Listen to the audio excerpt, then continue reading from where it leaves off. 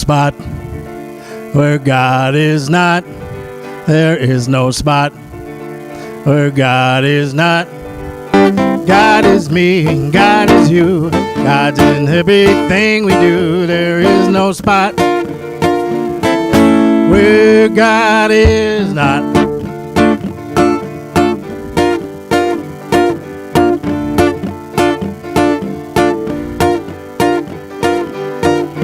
And I know that God is everywhere, in the trees and in the air.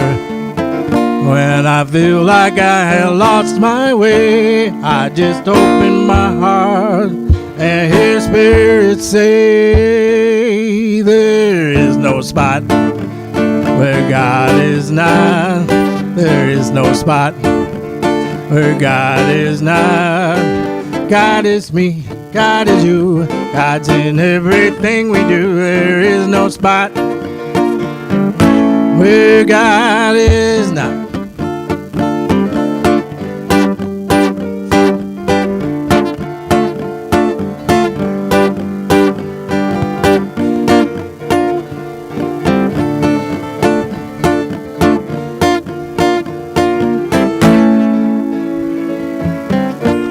No matter what you think or do, God's right there inside of you. And I know that I am not alone. When I rest in God, I know I'm home. There is no spot where God is not. There is no spot where God is not. God is me, God is you, God's in everything we do. There is no spot where God is not. There's no spot where God is not. There is no spot where God is not. There is no spot where God is not. There is no spot where God is not. Good morning. Good morning. I wasn't sure if you were doing another song there, Tim. I thought, uh-oh, am I coming up too soon? So You are right there. I am right on time, as are all of you. Welcome to Unity of Little Rock, and welcome to our Memorial Day service. It's wonderful to see each and every one of you here today. I'm Travis Wiley. I'm one of the prayer chaplains here at Unity, and today I'm the designated prayer chaplain, and it's my privilege and my honor to welcome each of y'all here to Unity of Little Rock. Our spiritual leader, Russ Jackman, is taking a day off today, but we have a wonderful service. We have a wonderful guest speaker that I know everyone's going to be excited to hear the message that she has for us. We do have some guests here this morning, and that's good. I see some of our regular members are out. I guess with it being a holiday weekend, there may be some people traveling and have family things going on, but it's good that John and Dolores are back with us again. They've visited here before, and there's a couple of other people. I'm especially glad to have Sherry Johnson here, who is a certified Science of Mind minister visiting from Marshall, Arkansas. So glad you're here too. And I want to tell everybody, the visitors and guests, today is also Potluck Sunday. We're having a brunch theme, and you can probably smell the food. So if you're here, just please plan to stay after the service and have a bite to eat, to visit, and fellowship. And now we're going to actually have an opportunity to do some fellowshipping. We're going to do our little meet and greet. So if you would, stand everybody, say hi to your neighbor, and start the day off right. So, yeah. Hey. Did you forget it was potluck? No. I'm sorry. I thought that sounded... Hey, good to see you.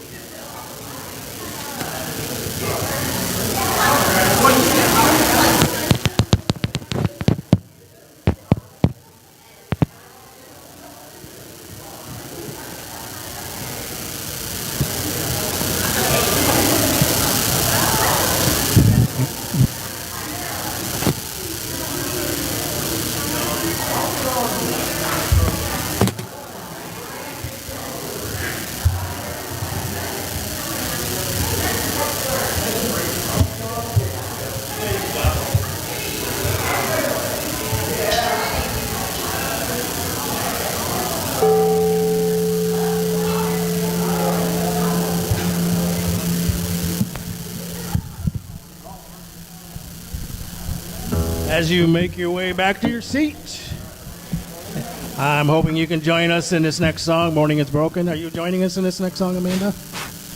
Yes. So feel free. A lot of people, most people know this song. It's actually in the hymnal. And then Cat Stevens, of course, turned it into a popular song back in the day. Made it better. Made it better. He made it better. And we have another one of his songs after this. Yes, please join us in singing this. We don't want to be singing this alone. You make us feel like we're a part of something.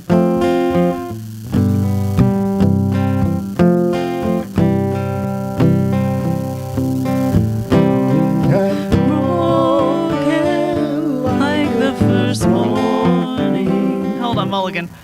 Are we? Yeah, like the waltz kind of rhythm. Okay. Very good. Sorry, y'all.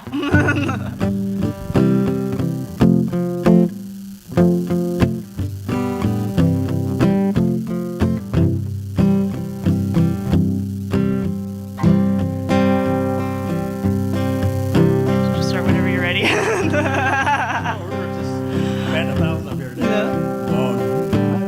Broken like the first morning, blackbird has spoken like the first bird. Praise for the singing, praise for the morning, praise for them springing fresh from the word. Sweet the rain's new fall, sunlit from heaven, like the first dew fall on the grass. Praise for the sweetness of the wet garden, sprung in completeness where his feet rest. Mine is the sunlight, mine is the morning, morn of the one light. So praise with elation, praise every morning, God's recreation of the new day. Thank you all very much. Thank you very much, and I appreciate so much our music team this morning. And sometimes it's kind of fun to get these little restarts, so that's pretty cool. And thank you, Amanda. Amanda's going to be our guest speaker today, and it's so nice to have her on the stage singing as well. Yes, it's never too late to start again and have a second chance. It's never too late. That's right. Absolutely. That's right. So, we want to begin now to prepare our minds and our hearts for the worship service. So we're going to begin with our opening prayer. I invite you all just to sit comfortably, and if you want to close your eyes, you can, and just taking a couple of deep breaths and blow them out, and just bring your thoughts from the cares of life and bring them here to this moment. And as you relax, I want you to ask yourself, what is my intention for today? What is my intention for today? What is my intention for being here at this service today? What is my intention for when I leave here, go through my day? What is the intention with all the people that I may meet today? And finally, and perhaps most importantly, what is my intention for myself today? And as you think on those thoughts, I want you to concentrate on this statement, which is the truth of our being. Say to yourself, I am the presence of pure being, emanating the Holy Spirit of life, love, and wisdom. The highest good directs all my intentions. The highest good directs all my intentions.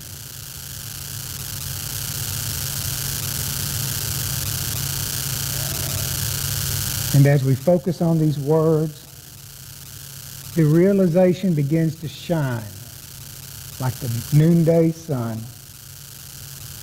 I am the physical manifestation of the divine. I am Christ. And if you like, you can repeat that with me. I am the physical manifestation of the divine.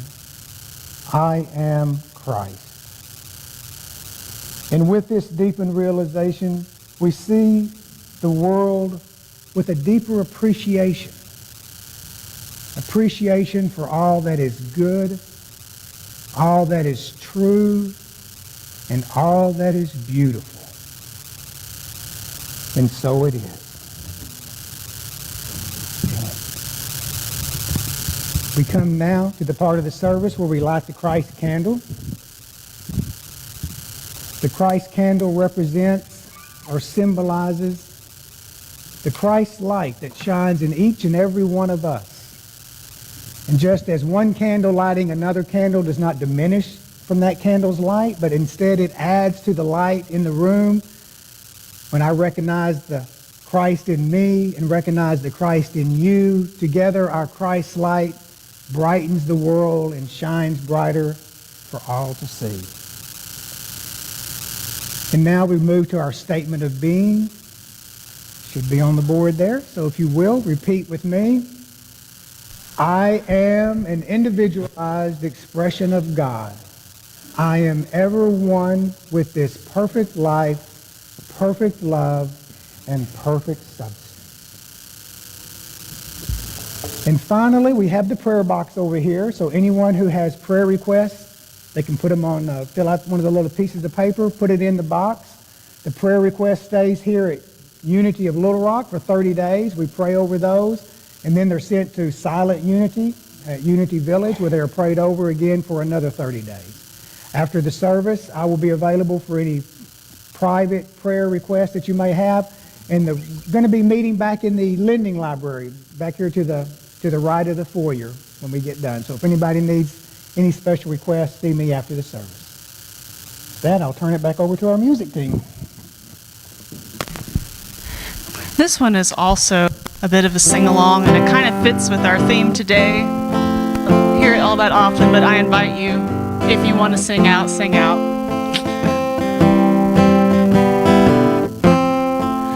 Well, if you want to sing out, sing out. And if you want to be free, be free. 'Cause there's a million things to be, you know that there are. Well, if you want to live high, live high. And if you want to live low, live low.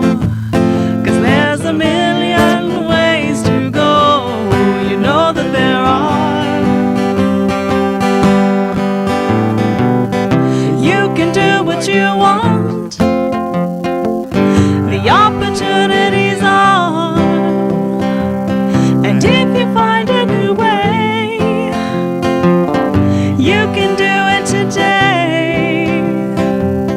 You can make it all true, and you can make it undo. You see, it's easy. You only need to know. Well, if you want to say yes, say yes. And if you want to say no, say no. 'Cause there's a million ways to go, you know that there are.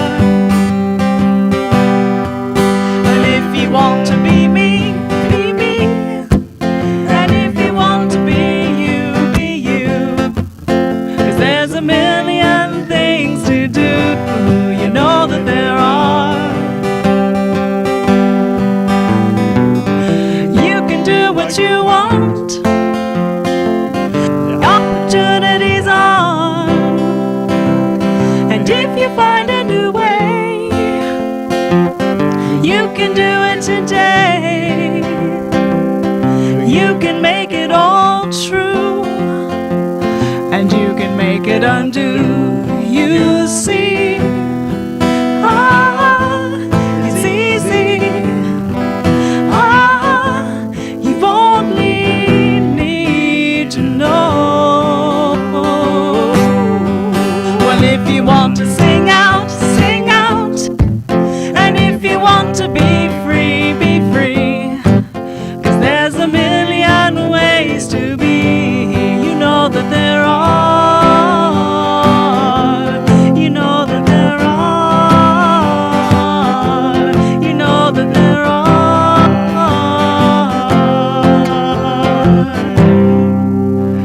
Thank y'all so much. I guess without further ado, I'll start. Good morning, everybody. How are y'all this morning? So I'm here to talk about two big themes, not only in unity, but in our country and hopefully in our personal lives. There are two streams that kind of come together, particularly in this community. And the first one is self-sufficiency. We read about that all the time in Unity and in New Thought in general, that everything that we need, basically all that there is in God, is in us, and that we are in fact manifestations of that perfect, all-sufficient Spirit. We don't really have great words for it, but Emily Cady does. One of my favorite quotes from her, and I hear it all the time. I actually hear this in my mind, that each man must sooner or later learn to stand alone with his God. Nothing else avails. Nothing else will ever make you master of your own destiny. There is in your own indwelling, Lord, all the life and health, all the strength and peace and joy, all the wisdom and support that you can ever need or desire. No one can give to you as can this indwelling Father. He is the spring of all joy and comfort and power. In Unity, we call this the Christ consciousness, or Buddha nature. Whatever that divine spark is within us, that when we go within in the silence, if we wait, I think she calls it active passivity. If we wait in the silence, we discover this wellspring, this energy, this amazing, indefinable something inside of us. And that is enough to carry us through life and to express Christ's love through us. And that's a truly miraculous process. So that's one side of it, that our thoughts create a reality, that we are, in some ways, all that we need is already within us, okay? So that's strain of thought number one.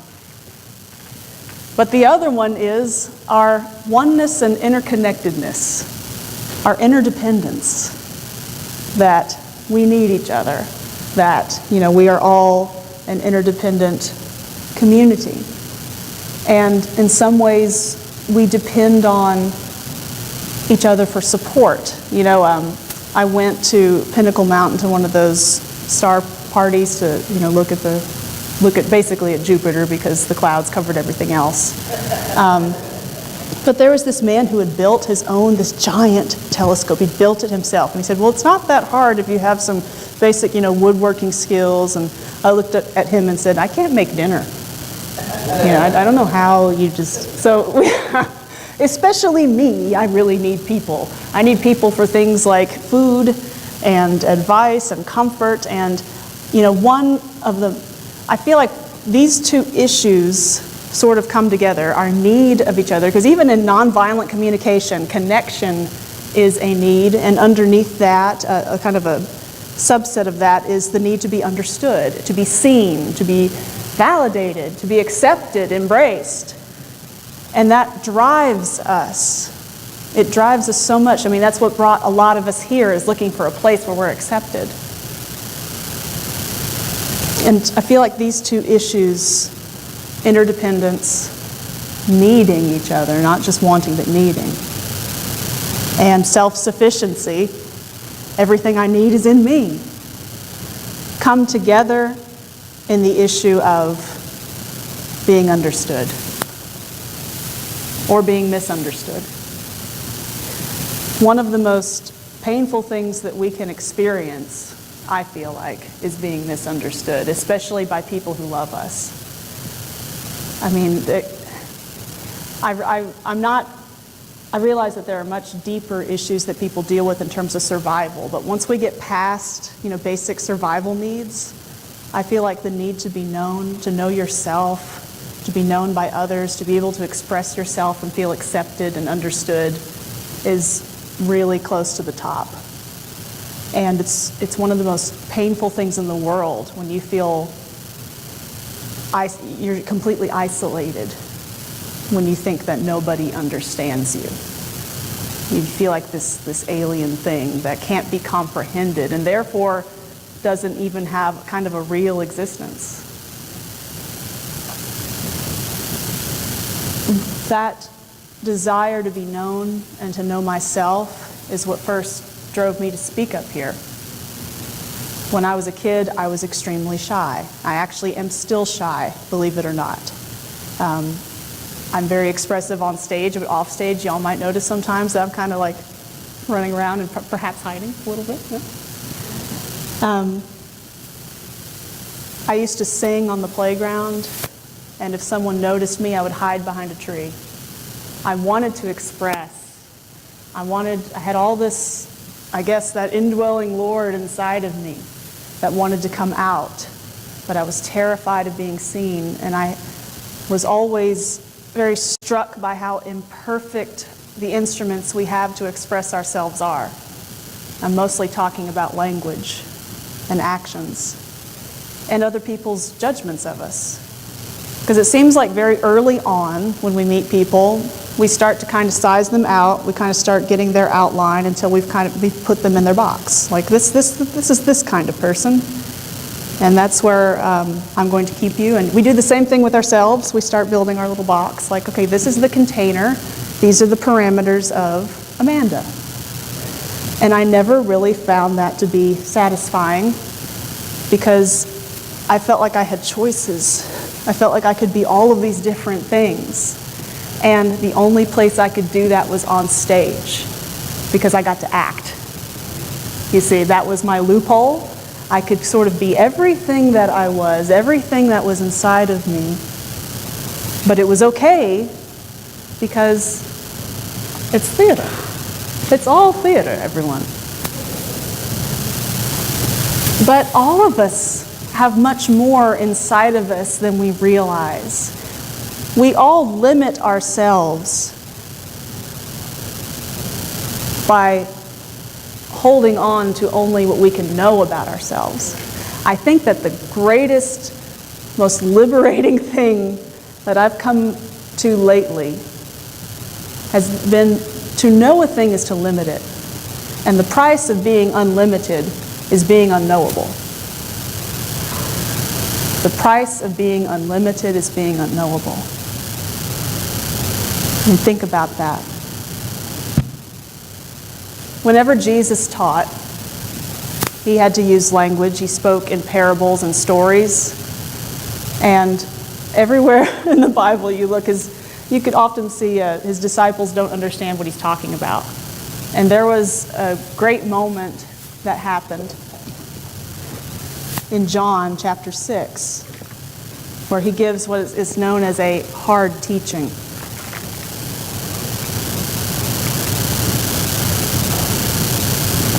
It's actually back here.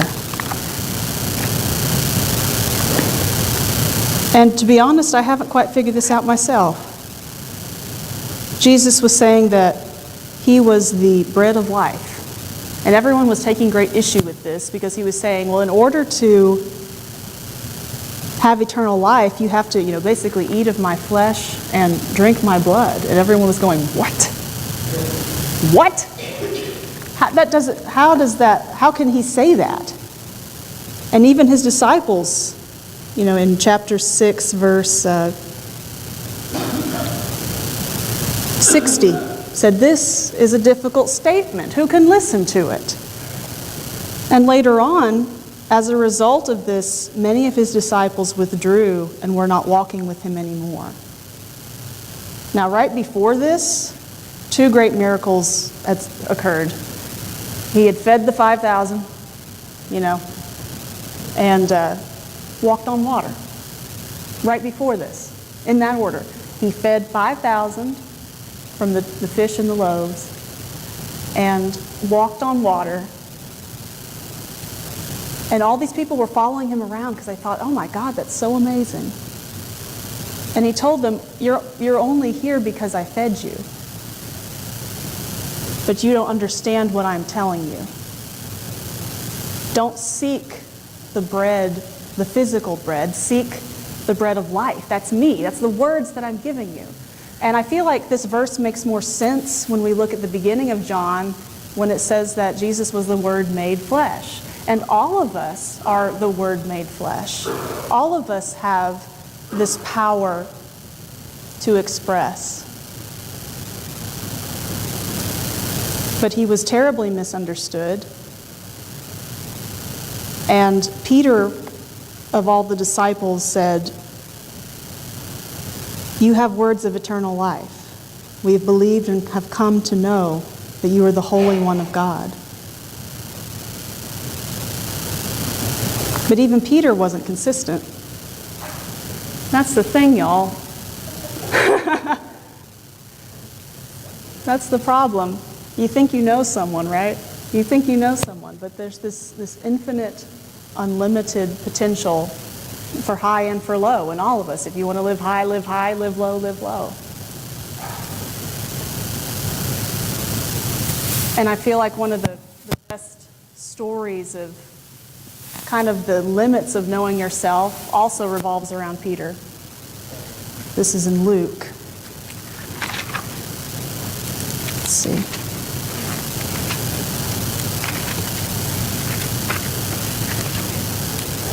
At the Lord's Supper, Jesus turned to Peter and said, basically, that tough times are coming. It's going to be really difficult for you, but I've prayed for you, that your faith may not fail you, and when once you have turned again, strengthen your brothers. And Peter said, "Lord, I'm ready to go both to prison and to death." I mean, Peter's the one who stood up for Jesus when everyone else left, those great crowds that watched him do these incredible things. And one of the hardest things in life is turning away from people who may like you, but not for who you really are, just for what you do for them. But Peter was speaking honestly. He was speaking from a place where he thought he knew himself totally. And of course we know what happens next. He did in fact deny Jesus 3 times. And when he looked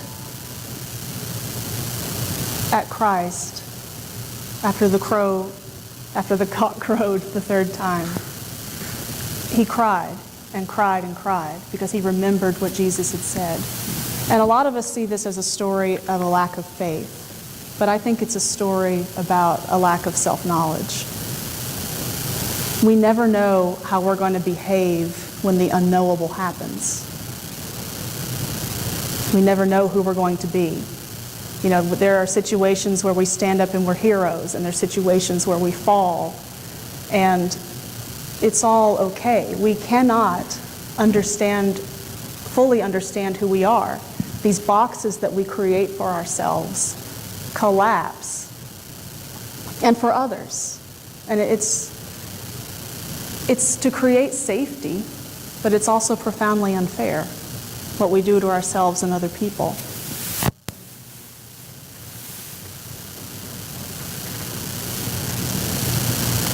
I've often despaired that it feels like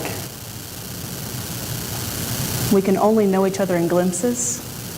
I can never completely show any of you who I am, and I can never completely know Jeannie or Travis, and it feels so lonely in that. But that's also kind of the way God works, the way Spirit works. We always see Spirit, they call it brushes with God's glory. The way that Spirit functions in our lives is always through, kind of by brushing against us. We see God, we see the universe operating through different glimpses. And it's ultimately unknowable in the same way that we are. And I think that is the sense in which we are, when it says made in the image and likeness of God. We are every bit as infinite and unknowable in who we and how we can express ourselves in this world as the divine. And you can interpret that as a lonely feeling. That's usually how I interpreted it. It can also be very liberating. It can also give us courage to stand up and express our truth in the face of being misunderstood, in the face of even being inconsistent with who people thought we were, who we thought we were. How many times have we stood up and realized that we were capable of more than we thought we were? How many times have we realized that the greatest prisons that we had were the ones we constructed for ourselves every day? Like, that's not something that I do. I remember one of my cousins, my dad was one of the first in his family to go to college, and he became an attorney. And I remember one of my cousins saying, that's just not something that our family did. It didn't even occur to us, it just wasn't something that we could do. And that generation changed, him and his brothers and sisters changed everything for our family. And we can do that just with a thought, just by giving ourselves permission, in a sense, not to know ourselves. You have permission to not know who you are and to not know who the other person is. And that's terrifying. It can be terrifying, but it can also be liberating. It can give us an opportunity to love each other in a deeper way, in a way based on trust and faith in the power that each of us has, and not simply in what we know that other person might do for us. We are expressions of something infinite and never changing, and yet we are always changing.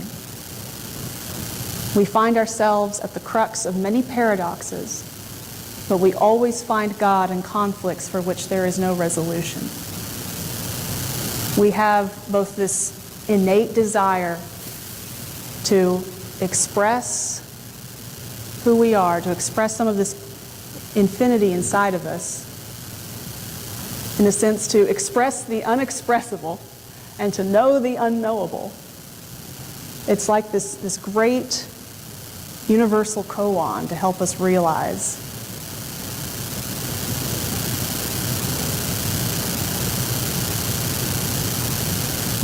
that we are unlimited, that we are infinite.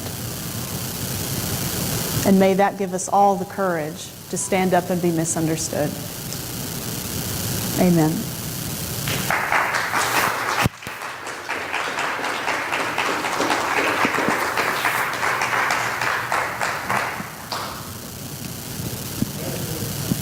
Oh, I need to do meditation.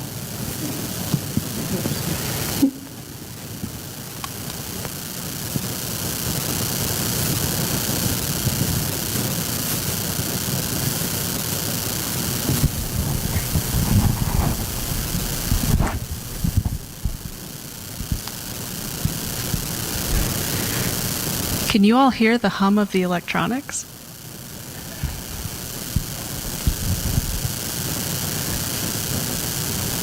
Can you take deep breaths? Let them out slowly.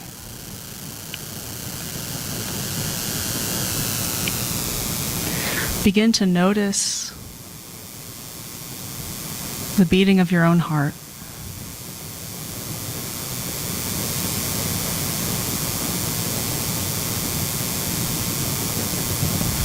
Feel your breath going in and out.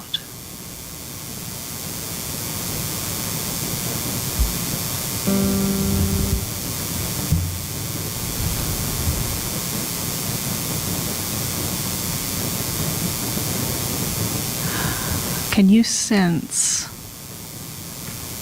your own presence, the energy that's flowing through your body?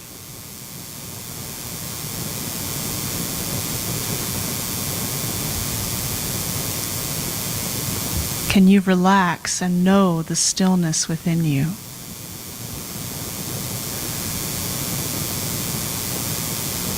Can you find that seed of joy at the very center of your being? This radical, all-encompassing awe, the thrill of being alive.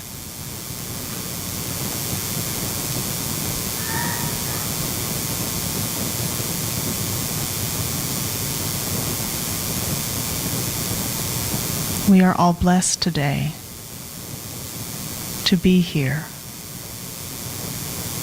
to speak and to be seen.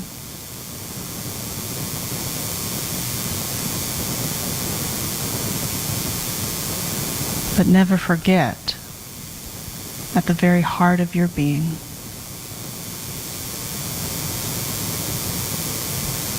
in the midst of our interconnectedness and our connection, we find this all-sufficient oneness, this perfection within us that gives us the courage every day to stand up and express a new aspect of the divine. For that is what we are here to do.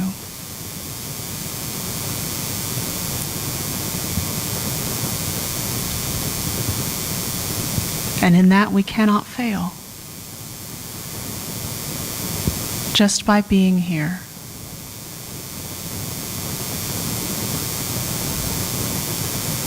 you are fulfilling your divine potential.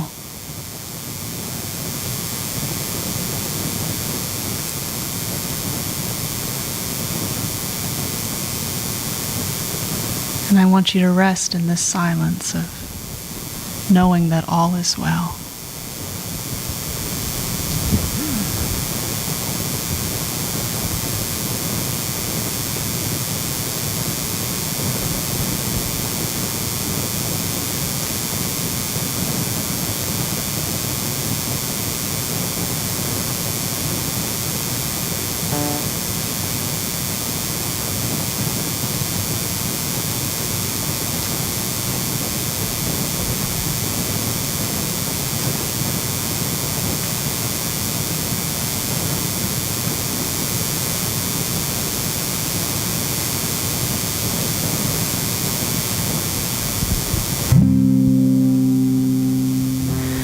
May I be filled with loving kindness. May I be well. May I be peaceful and at ease. And may I be happy. May you be filled with loving kindness. May you be well. May you be peaceful and at ease. And may you be happy. I will surrender to my greatest, highest good.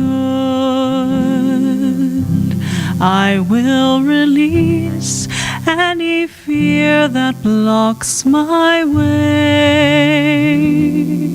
For every step I take is taken in pure faith.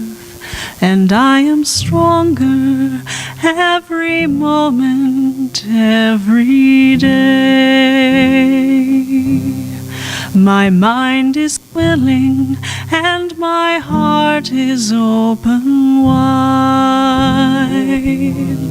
I trust my instincts and let spirit be my guide.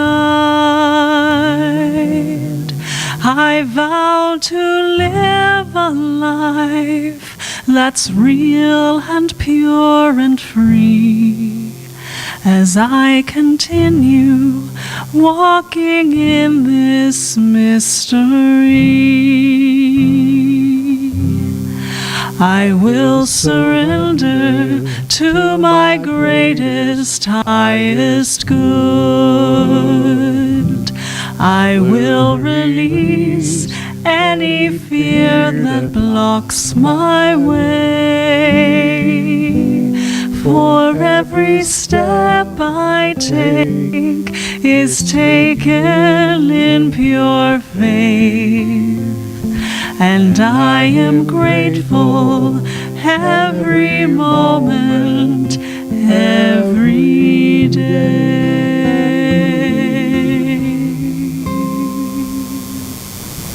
Thank you, Amanda. Nice talk. Thank you.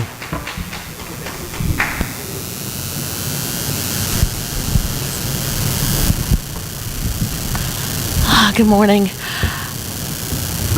As I got in the car this morning, it was so darn hot. I was really grateful that we replaced the air conditioner last summer. And I don't know, it just made me really grateful to think of all of the things we've done in the past year. And you guys, there are plaques, like right over there, explaining the symbology of the murals. There's some plaques outside. There are so many little bitty improvements all over. And I have a hunch that Russ Jackman is behind a lot of that. You just really have to look. This is not the same church it was a year ago. And we've done big things like the air conditioning. We finally, well, I guess we've still got a couple of lights we got to get working on, but we, it's just amazing what we do in our, it's really kind of a small community, but we do a lot. And so this is an opportunity. You all give so generously. This is a time to bless our offerings. And let us say together, divine love as me blesses and multiplies all that I have, all that I give, and all that I receive.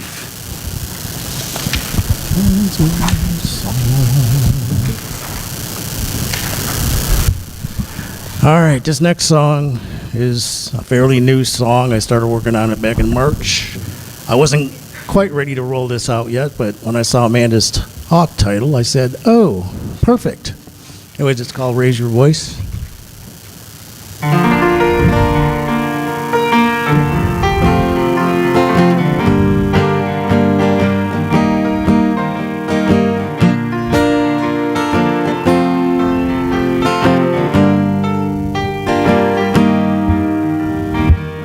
How many people went to their grave with ideas they didn't share because they were afraid?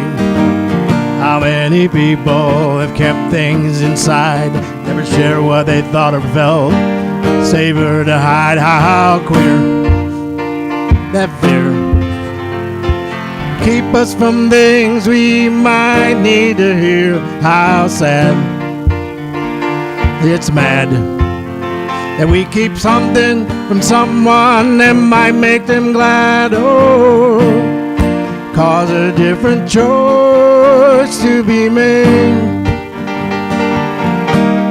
because no voice was raised, because no voice was raised, because no voice was raised, because no voice was raised. What if it's you, or what if it's me, keeping things hidden so others don't see? What if it's only some trite little fear that's keeping our voices from ringing out clear? How queer that fear should keep us from things we might need to hear. How sad it's mad that we keep something from someone that might make them glad. Oh, cause a different choice to be made, because no voice was raised. Because no voice was raised. Because no voice was raised. Because no voice was raised.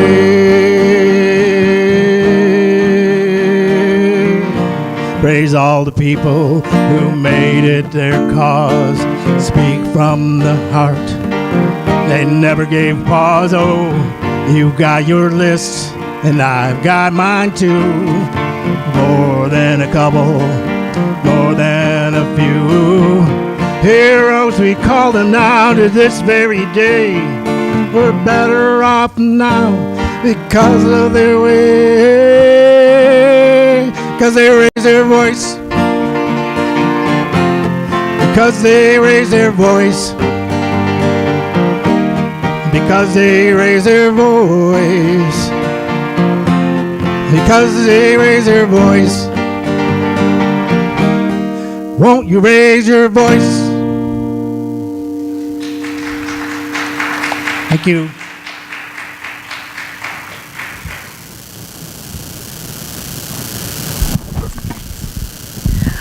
So I think Sandy was going to do announcements, but I will. First of all, this Friday we have a hootenanny. This is the second one we've done. So Bill, yay! Your dreams coming into manifestation. That's wonderful. Beverly Pryor is going to be here June 8th through the 10th with the C class. And I didn't bring my book today, but the book is called Callings. And we won't really be getting through that book, but Beverly taught this class down in Dallas. And Pat and Sandy really enjoyed it. And I've been reading the book, and I hope that you all will participate with us. It'll be a wonderful place to have a great conversation about our divine purpose. I think we will really enjoy it. And you may notice swimming pool, as Jeannie promised, and this is for our house, and it's to support kids with a fun summer. And she's got up here information about what you can, and she's got examples of what you can put in. So, oh, okay. So we do definitely have some information about that, and that would be just a really fun thing to do. Yeah, go ahead. So if you're looking at the flyer, so we'll be collecting items through June 17th and then taking them to our house on June 18th. And basically they're looking for swimsuits, new swimsuits and beach towels, swim caps, flip-flops, and spray-on sunscreen. So some board business. We're having a board meeting following the service on June the 3rd, next Sunday. And in the hallway, there's a Next display, and we're up to date on the minutes, and we have posted first quarter financials, a summary of those. So if any of you all have been asking for information, there's lots of information out there if you want to look at that. So I think that's it. I think it's time to circle up. So we'll get in the center.